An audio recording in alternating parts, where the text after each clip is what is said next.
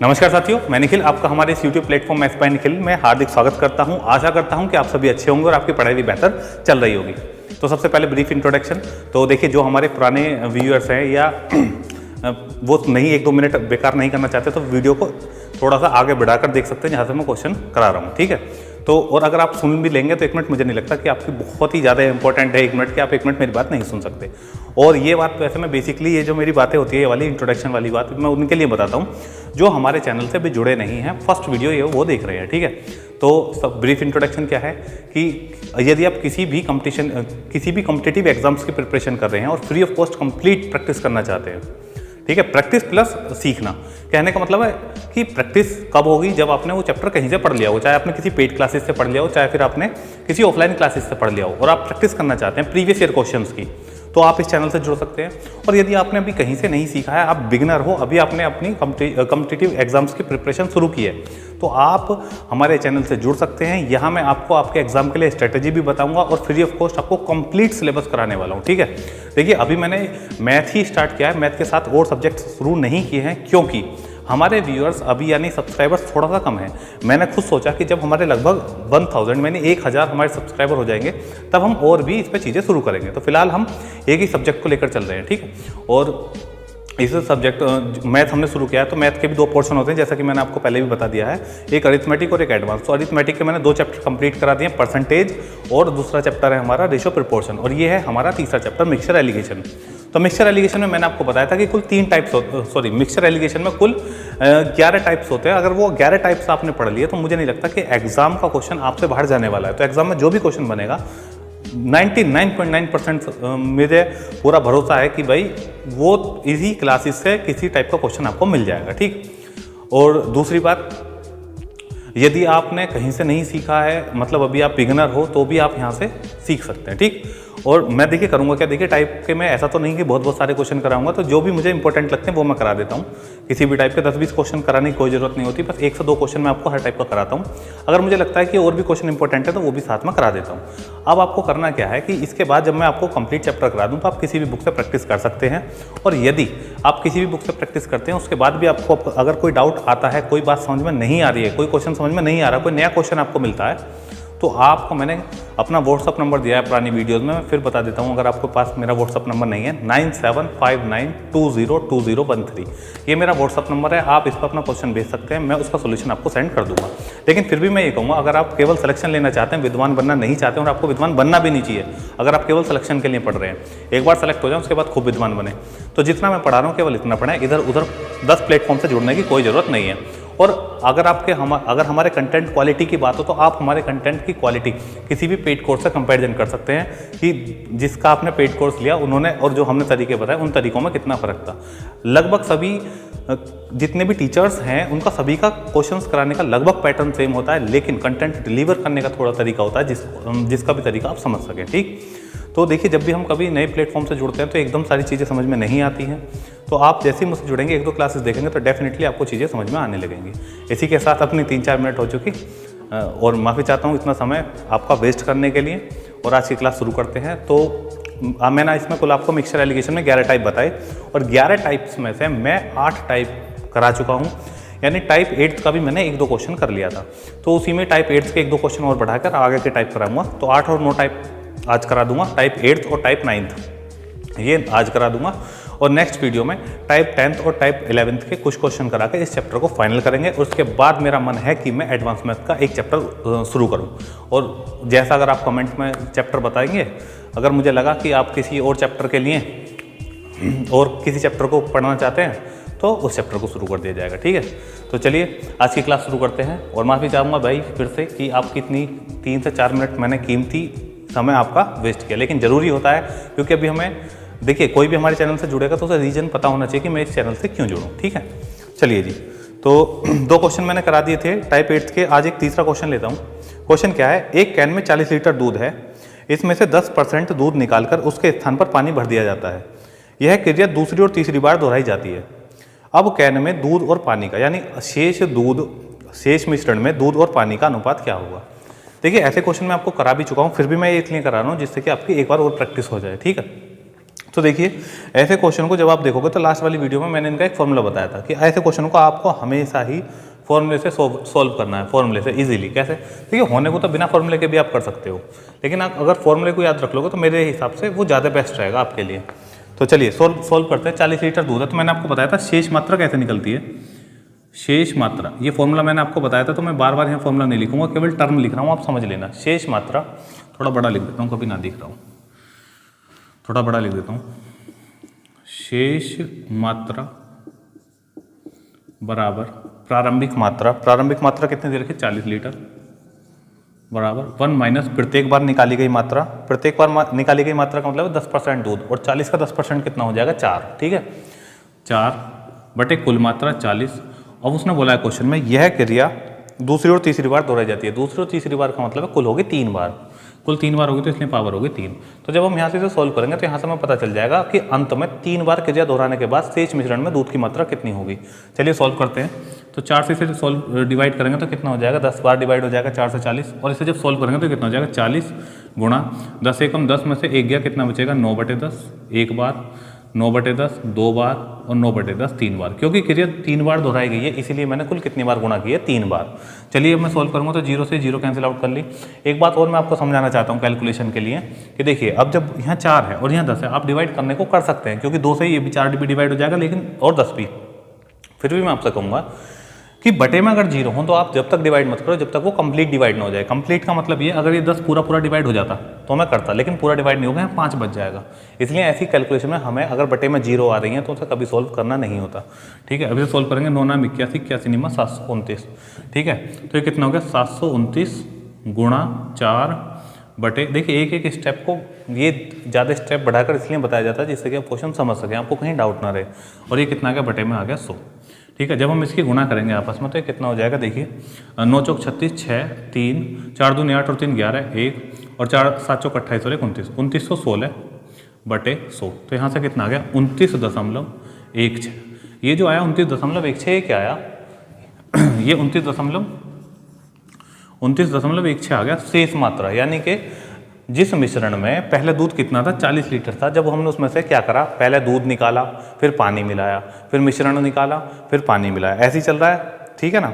तो इसमें क्या है? तो इसमें दूध घटता चला जाएगा। तो अब जिस मिश्रण में पहले दूध 40 लीटर था उसमें घट का दूध कितना रहेगा? 29.16। अगर उसने मुझसे ये पूछा होता दूध अंतिम मात्रा कितनी, यानी दूध की शेष मात्रा कितनी होगी मिश्रण में, तो आंसर यही हो जाता। लेकिन इसने मुझसे ये नहीं पूछा। इसने क्या पूछा है? इसने पूछा है कि अब कैन में दूध और पानी का अनुपात क्या होगा? दूध और पानी का, देखिए कुल कितना था यहाँ पे? कुल था यहाँ पे 40। तो देखिए शेष मात्रा, दूध की जो शेष मात्रा है यहाँ से, दूध की शेष मात्रा कितनी आएगी? 29.16। इसका मतलब यह है कि जो दूध की मात्रा पहले 40 लीटर थी अब वो घट कर कितनी होगी? 29.16 हो गई। अब देखिए एक तरीका तो ये 40 में से इतना घटा के यहाँ लिखूंगा और दोनों को डिवाइड कर लूँगा। दूसरा तरीका ये है कि इसे दशमलव को हटाओ और यहाँ पे इसे कितना कर दो? 2 0 बढ़ा लो, कुल होगी 4000। इसका मतलब प्रारंभ में दूध कितना था? 4000। मैंने क्या करा जिससे कि कैलकुलेशन थोड़ी इजी हो सके। प्रारंभ में दूध कितना था? 4000। अब कितना बचा है? 2916 लीटर। तो मेरा 84, तो यहाँ पे आ गया 1084। तो प्रारंभ में दूध कितना था? सॉरी, अब जो अंत में दूध की मात्रा कितनी होगी? 2916, और पानी की मात्रा कितनी होगी? 1084। अब इन 28 अभी अपने डिवाइड किया था, और ये कितना हो जाएगा? 4 दूनी 8, और ये कितना हो जाएगा? 4 9 36। और यहाँ जब 4 से डिवाइड करेंगे तो 4 दूनी 8 और 4 7 28 और 4 1 4। ये क्वेश्चन का आपका आंसर क्या है? 729 अनुपात 271, यानी अंत में दूध और पानी का अनुपात कितना हो जाएगा? 729 अनुपात 271। उम्मीद करता हूँ कि भाई समझ में आ गया होगा। अगर नहीं आया हो तो आप वीडियो को फिर से एक बार देख सकते हैं। चलिए आपका नेक्स्ट क्वेश्चन क्या है? देखिए नेक्स्ट क्वेश्चन है आपका, एक मिश्रण में अम्ल एवं जल का अनुपात 4:5 है। एक मिश्रण में अम्ल और जल का अनुपात 4:5 है। इसमें मिश्रण का कितना भाग निकालें और उसके स्थान पर कितना जल डाल दिया जाए जिससे कि यह अनुपात 4:7 हो जाए। देखिए अच्छा क्वेश्चन है, ध्यान से समझना। मिश्रण में जल का अनुपात, एक मिश्रण में अम्ल और जल का अनुपात कितना दे रखा है? 4:5। एक मिश्रण में अम्ल और जल का अनुपात है 4:5। ये है एसिड और ये है वाटर। अम्ल और जल का अनुपात कितना है? 4:5 है। ठीक है, अब एक बात ध्यान रखना, देखिए मिश्रण की मात्रा चाहे कुछ भी हो, यदि मैं किसी मिश्रण में से कुछ मात्रा निकालता हूँ, मानकर चलो, देखिए यहाँ पे मैं एग्जाम्पल से आपको समझाता हूँ थोड़ा। एक बर्तन है जिसमें 10 लीटर दूध और पानी का मिश्रण है, और ये मान के चलो उसमें दूध और पानी का जो मिश्रण है ना वो कितने के अनुपात में? 5:3 के, कुछ भी मान सकता हूँ मैं। तो यदि अब जो मैं आपको बात बताने वाला हूँ ये अगले टाइप में भी आपको काम आएगी, इसलिए ध्यान से समझना ये। अब उसने बोला दूध में अनुपात कितना है, 5:3 के अनुपात में है दूध और पानी एक मिश्रण में। एक मिश्रण जो 10 लीटर का है उसमें दूध और पानी कितने के अनुपात में, 5:3 के। मैं ये समझाना चाह रहा हूँ कि यदि मैं इसमें से 2 लीटर मिश्रण निकाल लूँ, ये कुल कितना है, 10 लीटर है, और अगर मैं 10 लीटर में से 2 लीटर मिश्रण निकाल लूँ तो ये जो मिश्रण निकलेगा 2 लीटर, ये भी इसी अनुपात में होगा 5:3 के अनुपात में, और बचा हुआ जो 8 लीटर बचेगा वो भी किस अनुपात में होगा, 5:3 के अनुपात में। ये बात मैं अभी जो आगे क्वेश्चन कराऊंगा वहाँ भी बहुत काम आने वाली है। कहने का मतलब ये है कि अगर हम कोई मिश्रण है उसका जो भी अनुपात है उसमें से अगर हम कुछ भी मात्रा निकालेंगे तो वो उसी अनुपात में निकलेगी, और शेष मिश्रण जो बचेगा वो भी उसी अनुपात में बचेगा। देखिए जैसे पहले मिश्रण कितने का था, 10 लीटर का था, और इसमें दूध और पानी कितने का अनुपात में था, 5:3 के। तो मैंने बोला अगर मैं इसमें से 10 लीटर में से 2 लीटर निकाल लूँ तो इस 2 लीटर में दूध और पानी का अनुपात कितना होगा, 5:3, ठीक है। और अगर मैं पूछूं बचा हुआ, भाई 2 लीटर निकाल लिया, अब बचा कितना, 8 लीटर। अब इस 8 लीटर में पूछूं कि अनुपात कितना होगा दूध और पानी का, तो ये भी कितना होगा, 5:3। ये बात समझानी थी। अब देखिए जैसे ही क्वेश्चन है, इसने बोला है कि एक मिश्रण में अम्ल और पानी का अनुपात 4:5 है। अब वो कह रहा है इसमें मिश्रण का कितना भाग निकाले। हमें नहीं पता कितना भाग निकालना है, तो हमने मान लिया भाई यहाँ से हमने x भाग निकाल लिया, और मिश्रण का कितना भाग निकालें और उसके स्थान पर जल डाल दिया जाए जिससे कि अनुपात 4:7 हो जाए। देखिए यहाँ से इस बात को समझो, मैंने बोला था, अभी आपको बताया था, एक मिश्रण है, अगर उस मिश्रण का अनुपात 4:5 है, उसमें से हमने कुछ भी मात्रा अगर निकाल ली तो जितना भी शेष मिश्रण बचेगा वो उसी अनुपात में होगा जिस अनुपात में वो प्रारंभ में था। तो हमें नहीं पता, क्वांटिटी तो कुछ और होगी, लेकिन अनुपात अभी भी कितना रहेगा, 4:5। तो ऐसे में आपको 3-4 क्वेश्चन कराऊंगा जिससे आप ऐसी चीज़ें समझ सकें। तो अब भी शेष मिश्रण का अनुपात, यहाँ कुल मात्रा कुछ और होगी, 10 लीटर, 20 लीटर, 30 लीटर, कुछ भी हो।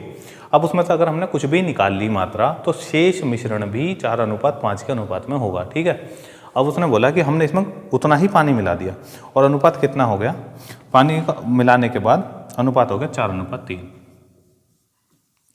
ठीक है। उसने बोला है इसमें 4:7 दे रखा है, 4:3 नहीं, 4:7। अब वो कह रहा है कि जितना भाग हमने निकाला था उतना ही मैंने केवल जल मिला दिया, और जल मिलाने की वजह से अनुपात हो गया 4:7। अब एक बात बताइए, जब हमने जल मिलाया तो ये किसका रेशो है, एसिड का, और ये किसका रेशो है, वाटर का। जब हमने जल मिलाया, सीधी सी बात है, जल मिलाया तो हमें पता है कि एसिड का रेशो सेम होना चाहिए, एसिड पहले भी और अब भी बराबर होना चाहिए। तो देखिए यहाँ क्वेश्चन में क्या बराबर है, बिल्कुल बराबर है।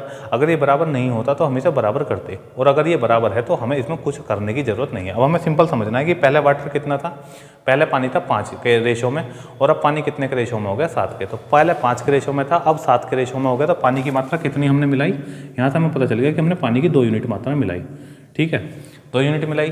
तो मैं कहूँगा 2 यूनिट मिलाई और कुल मात्रा है कितनी, 5 और 4 9। तो मैं कहूँगा यहाँ पे 9 लीटर थी, 9 लीटर थी।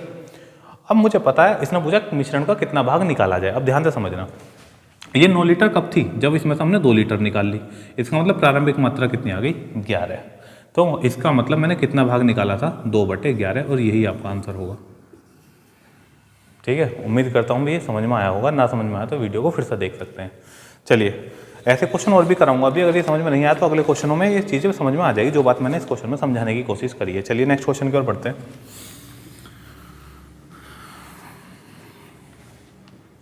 नेक्स्ट क्वेश्चन है आपका, ये देखिए, ये क्वेश्चन बहुत, मुझे लगता है कि इस चैप्टर का सबसे अच्छा क्वेश्चन ये है, इस टाइप के मतलब सबसे अच्छे क्वेश्चन होते हैं। एक डिब्बे में A तथा B 2 तरल पदार्थों का मिश्रण 7:5 के अनुपात में है। यदि उस डिब्बे में से 9 लीटर मिश्रण निकाल लिया जाए और उसके स्थान पर B को मिला दिया जाए तो उस मिश्रण में A तथा B का अनुपात 7:9 हो जाता है। ज्ञात करो कि उस डिब्बे में आरंभ में A की मात्रा कितनी थी। ठीक है, चलिए शुरू करते हैं। A और B का अनुपात कितना है, 7:5। A और B किस अनुपात में है, 7:5 के अनुपात में। इसका मतलब कि यदि उस मिश्रण की कुल मात्रा 12 लीटर होगी तो उसमें A कितना है, 7 और B कितना है, 5। ठीक, अब उसने क्या बोला, उसने बोला है कि यदि उस डिब्बे में से 9 लीटर मिश्रण निकाल लिया जाए, यानी कि इसमें से हमने कितना निकाल लिया, 9 लीटर मिश्रण निकाल लिया। ठीक है, अब मुझे पता है 9 लीटर मिश्रण निकालने के बाद भी जो शेष मिश्रण बचेगा, क्योंकि मान लो यहाँ 20 लीटर हो सकता है, 30 लीटर हो सकता है, 50 लीटर हो सकता है, जितना भी लीटर यहाँ था उसमें से हमने 9 लीटर निकाल लिया। तो 9 लीटर निकालने के बाद भी जो शेष मिश्रण बचेगा वो किस अनुपात में होगा, A और B का, 7:5। ये भी किसके अनुपात में होगा, 7:5 के। और यही बात मैंने भी अब समझाई थी आपको, यही बात समझाई थी कि अगर हम कुछ भी मात्रा निकालते हैं, अगर मैं पूछूं 9 लीटर में कि ये 9 लीटर किस अनुपात में होगा, तो ये भी 7:5 के अनुपात में होगा, लेकिन उसकी हमें ज़रूरत नहीं है, हमें ज़रूरत है शेष मात्रा की। तो 7:5 के अनुपात में 9 लीटर अगर निकाल लिया तो शेष मात्रा जितनी भी होगी वो भी 7:5 के अनुपात में होगी, ये बात समझनी है। अब उसके बाद उसने क्या बोला, और उसके स्थान पर बी मिला दिया जाता है, यानी कि हमने करा क्या, बी को मिला दिया। इतना ही 9 लीटर निकाला, जितना 9 लीटर निकाला उतना ही हमने बी मिला दिया, उसके स्थान पर बोला है तो इतना ही हो गया। और अब ए और बी का अनुपात कितना हो गया, 7:9। अब ए और बी का अनुपात कितना हो गया, 7:9। और उसने पूछा है हमसे उस डिब्बे में ए की मात्रा आरंभ में कितनी थी। अब आपको यहाँ ध्यान से समझना है, देखिए जब उसने हमसे क्या बोला कि बी मिलाया, तो बी मिलाया तो कांस्टेंट वैल्यू कौन सी हुई, ए। बी मिलाया है तो कांस्टेंट वैल्यू कौन सी हुई, ए। कांस्टेंट वैल्यू उस वैल्यू को कहा जाता है जो ना तो मिलाई गई हो और ना ही निकाली गई हो, ठीक। तो इस पूरे क्वेश्चन में ना तो ए को कहीं मिलाने की बात कही है, ना ही ए को निकालने की बात कही है। एक बार मिश्रण निकाला गया है और बी को मिलाया गया है, तो मैंने पहले जब मिश्रण निकाला गया उसके बाद का अनुपात ही हो गया ये। अब यहाँ पर उसने किसको मिलाया, बी को, तो बी को मिलाया तो बी के अनुपात तो बदल सकते हैं, लेकिन ए के अनुपात नहीं बदलेंगे, क्योंकि ना तो ए को मिलाया गया ना ही ए को निकाला गया। तो ये अनुपात बराबर होने चाहिए। और देखिए ये अनुपात बराबर है, यहाँ भी कितना है 7 और यहाँ भी कितना है 7 है, दोनों अनुपात बराबर है। और जब ये बराबर है तो हम सिंपल देखेंगे कि बी पहले था 5 और अब हो गया 9, तो यहाँ से कितने यूनिट मिलाया गया, 4 यूनिट। जबकि वो क्वेश्चन में कह रहा हमने मिलाया 9 लीटर, क्योंकि उसने जितना निकाला उतना मिलाने के लिए कहा है। तो ये इन 4 यूनिट का मान कितना आ गया, इस 4 यूनिट का मान आ गया 9 लीटर। अब हमसे पूछिए प्रारंभ, देखिए इसमें ये भी पूछ सकता है कि प्रारंभिक मिश्रण की मात्रा बताओ, या प्रारंभिक मिश्रण में से किसी एक की मात्रा भी पूछ लेगा, एक की क्वांटिटी भी पूछ सकता है, ठीक है। अब देखिए 4 यूनिट मिलाई और क्वेश्चन में कह रहा हमने 9 लीटर पानी मिलाया, क्योंकि पता कैसे चला, अब आप क्वेश्चन पढ़ के बोलोगे 9 लीटर तो कहीं बोला ही ना। उसने बोला कि जब हमने जितना मिश्रण निकाला उतना ही बी मिला दिया, इसका मतलब हमने बी मिलाया 9 लीटर। और यहाँ से कितने लीटर मिला है वो है, यहाँ से देखो डिफरेंस कितना आ रहा है, 4। तो मैं कहूँगा 4 यूनिट का मान 9 लीटर है। तो मैं यहाँ से इसकी कुल मात्रा निकालता हूँ, यहाँ से इसकी कुल मात्रा, तो इसकी कुल मात्रा कितनी है, 7 और 5 12। तो मैं कहूँगा 4 यूनिट का मान जब 9 है और ये कितना गुना कर दिया, 4 तिया 12, तो ये कितना हो जाएगा, 9 तिया 27 लीटर। तो इसकी मात्रा कितनी आ गई, 27 लीटर। यहाँ इसकी मात्रा कितनी है, 27 लीटर, ठीक है। नहीं देखो यहाँ कितना मिलाया जा रहा है, 5 और 4 9, 5 में और 9 में कितने का डिफरेंस है, 4 का, तो 4 बराबर हो गए 9 लीटर के। और मुझे पता है 7 और 5 12, तो 12 यूनिट का मान कितना हो जाएगा, 27 लीटर। कैसे पता चला, 4 बराबर 9 के, तो 12 बराबर 9 गुणा 12/4 भी कर सकते हो, या फिर सिंपल समझ सकते हो 4 तिया 12 और 9 तिया 27। अब 27 लीटर कब है, जब 9 लीटर निकाल लिया। इसका मतलब प्रारंभ की मात्रा कितनी आई भाई, 27 लीटर। देखिए बताने को तो कुल मात्रा में यहाँ से भी निकाल सकता था, लेकिन यहाँ आप कभी एग्जाम में गलती कर सकते हो, इसलिए मैं आपको वो तरीका बता रहा हूँ जिसका अगर लैंग्वेज में थोड़ा ट्विस्ट भी हो तब भी आपको क्वेश्चन गलत ना हो। तो देखिए यहाँ से मैंने इसकी मात्रा निकाल ली, ये 27 कब है, जब 9 निकाल ली, 9 निकालने के बाद 27 बची, तो इसका मतलब प्रारंभिक मात्रा कितनी आ गई, तो हम इसे 9 को जोड़ देंगे। तो जब 9 जोड़ देंगे तो इसकी मात्रा, यहाँ वाले की मात्रा कितनी आ जाएगी, 27 में 9 जोड़ दो, कितना हो गया, 36। अब उसने मुझसे पूछा जी ए की मात्रा बताओ, तो जिसकी मात्रा पूछी उससे हम गुणा करेंगे, गुणा 7 बटे अनुपातिक योग। अनुपातिक योग कितना हो गया, 7 और 5 12, तो 12 से डिवाइड करेंगे तो 12 तिया 36 और 7 तिया 21। इसका मतलब प्रारंभ में ए की मात्रा कितनी है, 21 लीटर। यही आपका आंसर है। उम्मीद करता हूँ कि समझ में आया होगा, ठीक है। ऐसे ही क्वेश्चन एक दो क्वेश्चन और जरूर करा देता हूँ ऐसे ही, क्योंकि टाइप अच्छा है तो हो सकता है कि आपको कम समझ में आया हो, तो इसलिए एक दो क्वेश्चन और देख लेते हैं ऐसे ही। चलिए अगला क्वेश्चन है, एक मर्तबान में ए तथा बी द्रवों का मिश्रण 4:1 के अनुपात में है। यदि उस मिश्रण में से 10 लीटर निकालकर उसके स्थान पर उतनी ही मात्रा में बी को मिला दिया जाए तो मिश्रण का अनुपात 2:3 हो जाएगा। तो मर्तबान के आरंभिक मिश्रण में द्रव ए की मात्रा कितनी थी। सेम ऐसा ही क्वेश्चन है, बिल्कुल सेम ऐसा ही है, इसलिए ऐसा लिया क्योंकि जिससे आप इस क्वेश्चन को भी समझ सके। पहला अनुपात कितना था, ए और बी का, पहले ए और बी का अनुपात था कितना, 4:1, 4:1, ठीक है। अब उसमें से क्या बोल रहा है, उन्होंने बोला 10 लीटर मिश्रण निकालकर, 10 लीटर मिश्रण निकाल लिया इसमें से। हमें नहीं पता यहाँ कैपेसिटी इसकी कुल मात्रा कितनी है, हमें इसकी कुल मात्रा नहीं पता, लेकिन इसमें से हमने क्या करा, 10 लीटर मिश्रण निकाल लिया। जब इसमें से हमने 10 लीटर मिश्रण निकाल लिया तो शेष मिश्रण जो बचेगा उसका अनुपात कितना होगा, उसका अनुपात भी कितना होगा, 4:1। और ये किसका अनुपात आया, A:B का। अभी आपको बताया था कि यदि एक मिश्रण है, मिश्रण में से कुछ मात्रा निकाल ली जाए तो बचे हुए मिश्रण का अनुपात भी वही होगा जो उसका प्रारंभ में था। तो प्रारंभ अनुपात कितना, 4:1, तो 10 लीटर निकालने के बाद भी अनुपात कितना बचेगा, 4:1, ठीक है। अब आगे देखिए, आगे क्या बोल रहा है, अब वो कह रहा है उतनी ही मात्रा उसमें बी को मिला दिया जाता है, बी मिला रहा है और अनुपात कितना होगा, 2:3।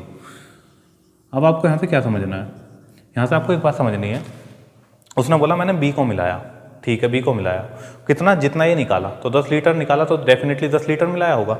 अगर आपने अब यहाँ से डिफरेंस देखा है कि 2 बराबर 10 के रख दिया, तो यहाँ से गलत हो जाएगा। क्यों? क्योंकि एक बात ध्यान रखनी है कि यहाँ से एक कांस्टेंट वैल्यू है। जब उसने बी को मिलाने की बात कही है, तो ए को ना तो कहीं मिलाने की बात कही है और ना ही निकालने की। तो हमारी ये वाली जो वैल्यू है ए, ये होगी कांस्टेंट वैल्यू, और कांस्टेंट वैल्यू हमेशा सेम होनी चाहिए। कांस्टेंट का मतलब है जो ना तो मिलाई गई हो ना ही निकाली गई हो, ये सेम होनी चाहिए। अब देखो ये सेम है क्या? ये 4 और ये 2 है, ये सेम नहीं है। सेम ना ही है तो पिछले क्वेश्चन में सेम थी, इस क्वेश्चन में सेम नहीं है, तो हम इसे सेम करेंगे। सेम करने के लिए क्या करेंगे, इसमें यहाँ 2 की गुणा कर देंगे और इसमें यहाँ 2 की गुणा कर देंगे। अब तुम्हारा क्वेश्चन सही बनेगा। अब हम कहेंगे पहले बी की मात्रा कितनी थी, 1, और अब कितनी होगी, 3 दूनी 6। पहले 1 थी, अब 6 होगी, तो कितने की मिलावट हुई, 5 की। और क्वेश्चन में कितने कह रहा है, 10 लीटर की। ये 10 लीटर कहाँ से आया? क्योंकि उसने बोला था कि जितना मिश्रण निकाला गया उतना ही बी मिलाया गया। मिश्रण निकाला गया था 10 लीटर, तो बी भी कितना मिलाया गया, 10 लीटर। जबकि यहाँ कितना रेशो मिल रहा है, 5, तो 5 यूनिट का मान आ गया 10 लीटर। और 1 यूनिट का मान कितना आ गया, 2 लीटर। 1 यूनिट का मान आ गया 2 लीटर। अब मैं यहाँ से देखूँगा, यहाँ से 4 और 1 5 यूनिट, 5 यूनिट ही बन रही हैं। तो यहाँ से जब 4 और 1 5 यूनिट है और 1 यूनिट का मान 2 लीटर है, तो 5 यूनिट का मान कितना आ गया, 10 लीटर। इसका मतलब यहाँ पे ए और बी की मात्रा कितनी है, 10 लीटर है। अब ये 10 लीटर कब है? 10 लीटर जब है जब 10 लीटर निकाल ली गई। प्रारंभ वाले मिश्रण में से 10 लीटर निकालने के बाद ये वाली मात्रा 10 बची। इसका मतलब ये मात्रा कितनी होगी, 20 लीटर। यानी यहाँ पे इसकी मात्रा कितनी आ गई, 20 लीटर। अब उसने ए की मात्रा पूछी है, तो जिसकी अनुमात्रा पूछी है उससे गुणा कर दो। ए की मात्रा पूछी तो 4 से गुणा, बटे अनुपातिक क्यों, कितना आ गया, 4 और 1 5। तो यहाँ से 5 चौक 20 और 4 चौक 16। यहाँ से ए की मात्रा कितनी आ गई, 16 लीटर, और यही आपका आंसर है। बिल्कुल सेम 2 क्वेश्चन करा दिए। अभी भी अगर समझ में ना आया तो वीडियो को दोबारा से देख सकते हो, ठीक है। चलिए अगले क्वेश्चन की ओर बढ़ते हैं। अगला क्वेश्चन क्या है आपका, 200 लीटर मिश्रण में दूध और पानी का अनुपात 3:2 है। 50 लीटर मिश्रण निकाल देने पर दूध और पानी का अनुपात ज्ञात कीजिए। अब देखिए ऐसा क्वेश्चन तो ये भी एग्जाम में पूछा गया क्वेश्चन है, और उसने बोला 200 लीटर मिश्रण में दूध और पानी का अनुपात 3:2 है। अगर 50 लीटर मिश्रण निकाल देने पर दूध और पानी का अनुपात ज्ञात करो। तो मैंने अभी आपको ये बात समझाई, और यही बात हम यहाँ क्वेश्चन में समझ रहे थे कि जितनी मात्रा निकालेगा उसका अनुपात भी वही होगा जो प्रारंभ वाले मिश्रण का था, और जो शेष मात्रा बचेगी उसका अनुपात भी वही होगा जो प्रारंभ वाले मिश्रण का था। ठीक, अब जैसे उसने बोला कि दूध मिश्रण निकाल देने पर 50 लीटर मिश्रण निकाल देने पर दूध और पानी का अनुपात क्या होगा, तो वही होगा। पहले कितना था, 3:2, और इसका आंसर भी कितना हो जाएगा, 3:2। समझ गए? तो इस क्वेश्चन को सोल्व कराने की जरूरत नहीं है। अगले क्वेश्चन की ओर बढ़ते हैं। अगला क्वेश्चन क्या है, 40 लीटर मिश्रण में दूध और पानी का अनुपात 5:3 है। ठीक है, 8 लीटर मिश्रण के स्थान पर 8 लीटर पानी मिला दिया जाता है। 8 लीटर मिश्रण के स्थान पर 8 लीटर पानी मिला दिया जाता है। तो अब दूध और पानी का अनुपात ज्ञात करो। चलिए देखिए, अगर आपने चैप्टर कंप्लीट कर लिया है अपना, तो आप वीडियो को पॉज करके खुद से क्वेश्चन करने की कोशिश कर सकते हैं, कोशिश करें, ठीक है। और अगर आपका अभी अब बिगिनर है तो आप सीधा सीखते चलें और बाद में प्रैक्टिस करें, ठीक है। देखिए कितना था, अनुपात था 5:3, और मिश्रण की मात्रा कितनी थी, 40 लीटर। ठीक है, तो देखिए मिश्रण की मात्रा 40 लीटर दे रखी है और अनुपात कितना, 5:3। वो कह रहा है इसमें से 8 लीटर मिश्रण निकालकर और 8 लीटर पानी मिला दिया जाता है। तो ऐसे क्वेश्चन में सिंपल एक बात समझनी है कि उसको कितना भी मिश्रण निकाल दे, उसे घटा दो, सिंपल। तो यहाँ से हमने से 8 लीटर मिश्रण निकाल दिया तो खत्म हो गया था। अब मिश्रण कितना बचा, मिश्रण बचा 32। मिश्रण बचा कितना, 32। अब हमने क्या करा, इसमें 8 लीटर पानी मिलाया, लेकिन उससे पहले हमें ये देखना पड़ेगा 32 में किसका मिश्रण था, ये मिश्रण था दूध और पानी का। तो हमें इस 32 में ही देख लेते हैं दूध कितना और पानी कितना है। तो अनुपात में बांटने का तरीका तो पूरा अनुपात समानुपात वाले चैप्टर में सिखा चुका मैं, फिर भी बता देता हूँ। तो 32 गुणा जिसकी वैल्यू चाहिए उससे गुणा कर दो और बटे अनुपातिक योग, 5 और 3 8। तो 8 चौक 32 और 5 चौक 20, यानी दूध कितना है, 20 है, और इसमें पानी कितना हो गया, 12। 20 और 12 कितना हो गया, 32। अब वो करा मैंने इसमें 8 लीटर पानी मिला दिया, 8 लीटर पानी मिला दिया तो पानी कितना हो गया, 20, और दूध भी कितना हो गया, 20। तो यहाँ से अनुपात कितना बन गया इन दोनों का अनुपात आ गया 1:1, और यही आपके इस क्वेश्चन का आंसर है। कितना आ गया अनुपात, 1:1। इसका मतलब दूध और पानी का अनुपात कितना है, 1:1 बनेगा। एक क्वेश्चन को करने के एक से ज़्यादा तरीके भी हो सकते हैं, लेकिन आपको कोई टीचर नहीं बनना है, बहुत सारे तरीके सीखने की जरूरत नहीं है। केवल सिंपल 1-2 तरीके सीखते चलो और अपने चैप्टर को इसे फाइनल करो, ठीक है। चलिए बढ़ते हैं नेक्स्ट टाइप की ओर। अब देखिए टाइप 8 के जितने क्वेश्चन मुझे कराने थे, मुझे लग रहा था कि ये क्वेश्चन आपको आने चाहिए, तो मैंने वो करा दिया। आप अपनी बुक से इसकी प्रैक्टिस कर सकते हो ऐसे क्वेश्चनों की, ठीक है। चलिए टाइप 8 कंप्लीट हुआ। टाइप 8 के जो क्वेश्चन कराने थे वो करा चुका हूँ। अब टाइप 9 की ओर बढ़ते हैं। अब हम पढ़ेंगे टाइप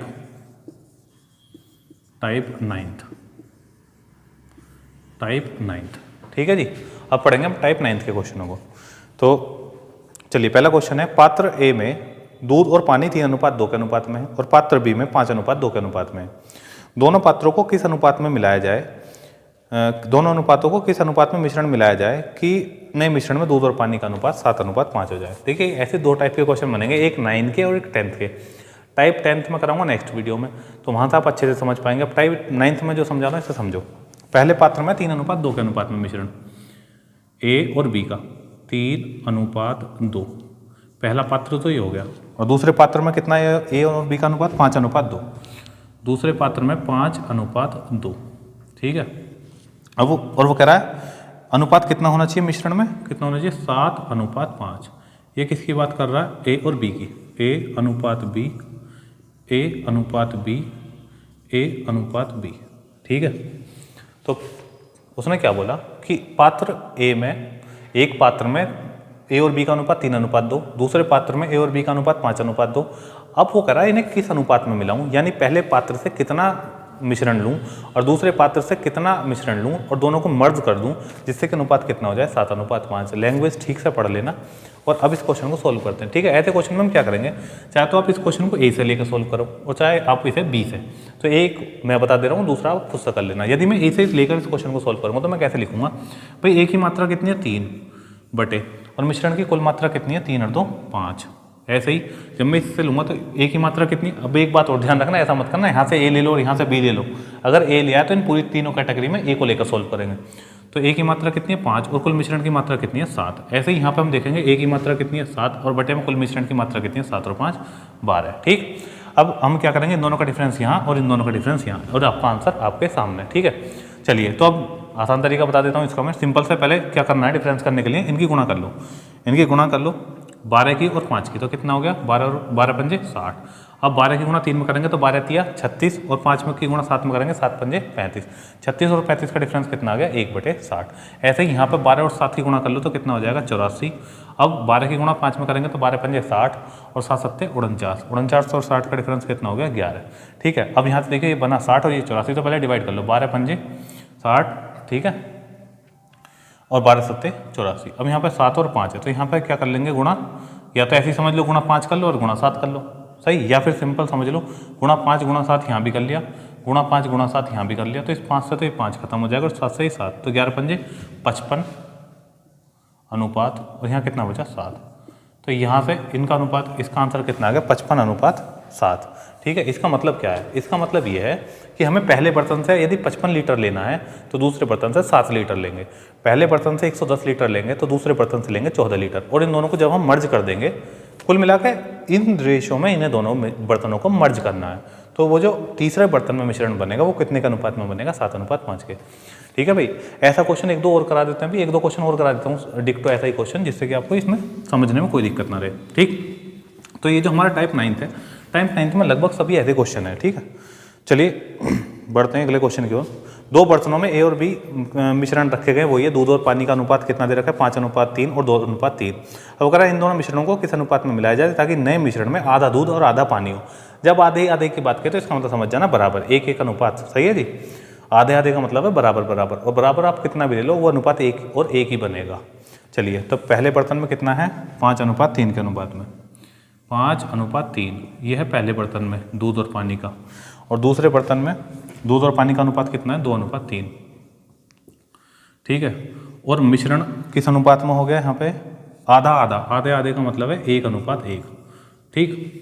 आधे आधे का मतलब कितना हो गया 1:1। अब करा इन दोनों बर्तनों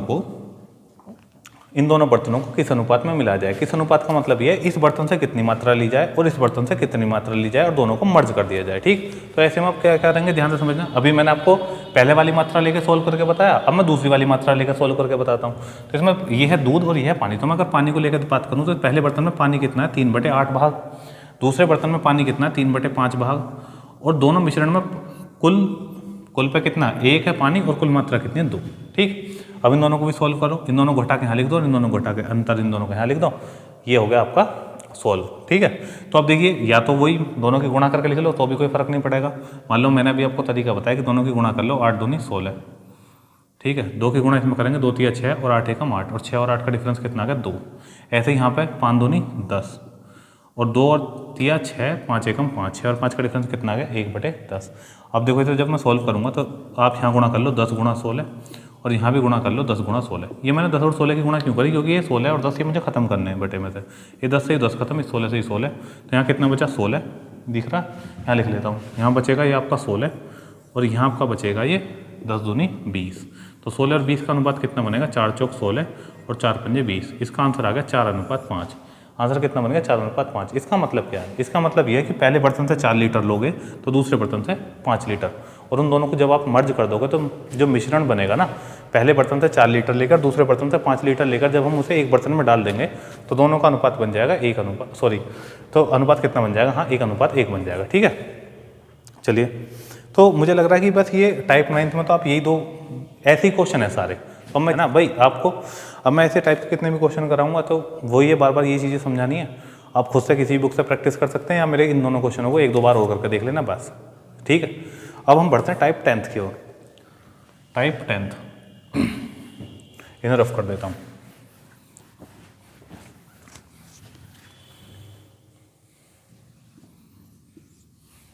चलिए जी, अब हम देखेंगे टाइप 10 के कुछ क्वेश्चन। तो 1-2 क्वेश्चन ही कर लेते हैं टाइप 10 का, ठीक। उसके बाद नेक्स्ट वीडियो में, क्योंकि कंप्लीट आज हो नहीं पाएगा जब भी, क्योंकि टाइप 10 में भी मुझे कुछ क्वेश्चन कराने हैं और अभी टाइप 11 भी बचा हुआ है, तो इसलिए एक वीडियो और बना लेंगे। एक अगली वीडियो में हम टाइप 10 के और टाइप 11 के क्वेश्चन करके और इसे हम कंप्लीट कर लेंगे पूरे चैप्टर को। तो चलिए टाइप 10 का पहला क्वेश्चन पढ़ता हूँ। 3 बर्तनों में दूध और पानी का अनुपात 2:3, 4:1 एवं 3:2 है। यदि तीनों बर्तनों के मिश्रणों को एक साथ मिला दिया जाए तो अब नए मिश्रण में दूध और पानी का अनुपात क्या होगा। चलिए देखते हैं। 3 बर्तनों में, पहले बर्तन में दूध और पानी का अनुपात कितना है, 2:3। दूसरे में कितना है, दूसरे बर्तन में 4:1 दूध और पानी का अनुपात, और तीसरे बर्तन में दूध और पानी का अनुपात कितना है, 3:2। तीसरे बर्तन में दूध और पानी का अनुपात कितना है, 3:2। ठीक, ये 3 बर्तन है। अब देखिए टाइप 10 जब हम पढ़ेंगे आगे और जो क्वेश्चन देखेंगे तो उसमें आपको एक अनुपात बताएगा। अनुपात बताने का मतलब ये है, वो आपसे बोलेगा कि इन्हें 1:2:3 के अनुपात में मिलाओ, या इन्हें 1:1:1 के अनुपात में मिलाओ। तो वहाँ हम क्या करेंगे, क्वेश्चन में वहाँ हम क्या करेंगे, हमें पता होनी चाहिए कि इसकी मात्रा 1 गुनी है तो इसकी मात्रा 2 गुनी और इसकी मात्रा 3 गुनी होनी चाहिए, जैसे कि मैं टाइप 10 में अगले क्वेश्चन कराऊंगा। लेकिन सबसे आसान क्वेश्चन टाइप 10 का, जो कि एग्जाम में पूछा जा चुका है ऐसा क्वेश्चन, जब इसने कोई अनुपात तुम्हें नहीं दिया और सिंपल कह रहा कि इन तीनों बर्तनों को अगर आपस में मिला दिया जाए तो जो चौथे बर्तन में अनुपात बनेगा वो कितना बनेगा। तब ऐसे क्वेश्चन में आपको सिंपल क्या करना है, ऐड कर लेना है। इन सबको पहली वाली वैल्यू को ऐड कर लो। मान लो दूध और पानी का अनुपात है तो पहले में दूध 2 है, दूसरे में दूध 4 है और तीसरे में कितना है, 3। जब मैं इन तीनों को जोड़ दूंगा तो ये कितना हो जाएगा, 4 और 2 6, 6 और 3 9। ऐसे ही पहले में पानी कितना है, 3 है, दूसरे में कितना है, 1 है, तीसरे में कितना है, 2। तो ये कितना हो जाएगा, 3 और 1 4 और 2 6, तो कितना हो गया, 9:6। अब इसे और सॉल्व कर सकते हैं क्योंकि डिवाइड हो रहा है, तो डिवाइड कर देते हैं, नहीं होता तो कोई बात ही नहीं। तो ये कितना हो जाएगा, 3 3 9 और 3 दूनी 6।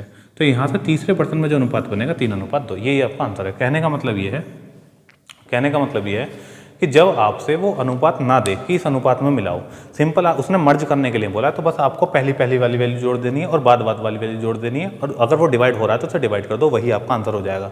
इसका मतलब तीनों बर्तनों को आपस में मर्ज करने पर दूध और पानी का अनुपात 3:2 हो जाएगा, जो भी मिश्रण था। ठीक, और टाइप 10 के अच्छे क्वेश्चन जिसमें कि आप थोड़े कंफ्यूज भी हो सकते हो और आप गलत करने के भी, जिसमें गलती के भी चांसेस हैं। ऐसे ही क्वेश्चन नहीं होंगे सारे, कभी आप सोचो कि टाइप 10 में ऐसे ही क्वेश्चन है बस जोड़ दो और काम खत्म। जो भी एग्जाम में पूछे गए हैं वो अच्छे जितने भी बढ़िया क्वेश्चन बनते हैं वो सभी मैं आपको कराऊंगा, लेकिन नेक्स्ट वीडियो में। तो जब तक के लिए इंतजार कीजिए नेक्स्ट वीडियो को। और जितनी मैंने, अगर आप ये पहली वीडियो देख रहे हो तो आप पुरानी वीडियो भी जाकर अपने चैप्टर को फाइनल कर सकते हैं। ठीक, और इसी के साथ एक बात बतानी और चाहूँगा कि मैंने एक अपना चैनल बनाया व्लॉग्स का, उसका नाम है निखिल सिंगल व्लॉग्स, है ना। तो उसमें क्या है, देखिए पढ़ाई के साथ साथ थोड़ा एंटरटेनमेंट जरूरी होता है। उसमें मैं अपनी थोड़ा सा एक्सपीरियंस बताऊंगा कि मेरी गवर्नमेंट जॉब का क्या एक्सपीरियंस रहा, जब मैं रेलवे में था तो मैंने वहाँ क्या एक्सपीरियंस गेन करा, यूपी पुलिस में था तो मैंने वहाँ से क्या एक्सपीरियंस गेन करा। साथ ही साथ मैं आपको बताऊंगा कि मेरे जॉब छोड़ने का क्या रीज़न था, क्यों मैंने जॉब क्विट करी। ठीक, तो ये सभी चीज़ें आप उस चैनल से भी जाकर जुड़ सकते हैं, तो वहाँ भी आपको कुछ ना कुछ एंटरटेनमेंट की चीज़ें भी और साथ में कुछ ना कुछ जरूर लाइफ के बारे में सीखने के लिए जरूर मिलेगा।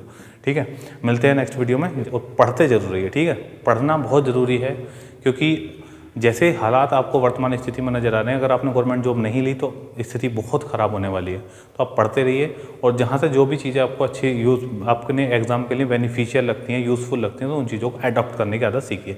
और सब्सक्राइब कर सकते हैं चैनल को अगर अभी तक सब्सक्राइब ना कराओ, क्योंकि subscription is always free. Subscription का कोई चार्ज हो जाता नहीं, तो इसलिए आप सब्सक्राइब कर सकते हैं अगर आपको वीडियो अच्छी लगी हो। चलिए मिलते हैं नेक्स्ट वीडियो में, जब तक के लिए बाय बाय, थैंक यू।